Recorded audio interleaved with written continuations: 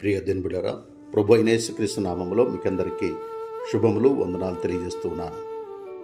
మనకు దేని మీదనైనా విజయము నిశ్చయముగా కలగాలి అనంటే ప్రతిరోజు మనము ఈ వాక్యాలు చదవాలి.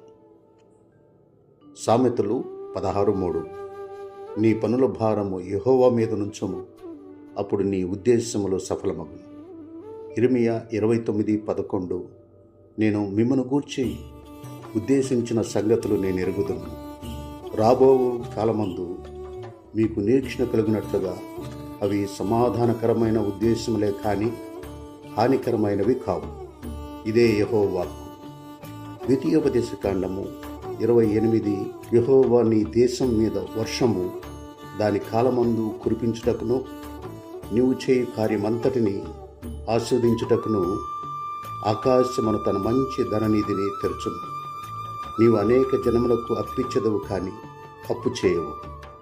మత్తయి 6:33 కాబట్టి మీరు ఆయన రాజ్యమును నీతిని మొదట వెతుకుడి, అప్పుడు అవన్నీ మీకు అనుగ్రహింపబడును.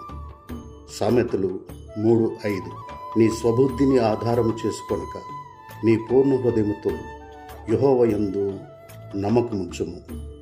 కీర్తన 20:4 నీ కోరికను సిద్ధింపచేసి నీ ఆలోచన యావత్తును సఫలపరచునుగాక. కీర్తన 37:4 యెహోవాను బట్టి సంతోషించుము, ఆయన నీ హృదయ వాంఛలను తీర్చును. ఫిలిప్పి 4:13 నన్ను బలపరచువాని అందే నేను సమస్తమును చేయగలను.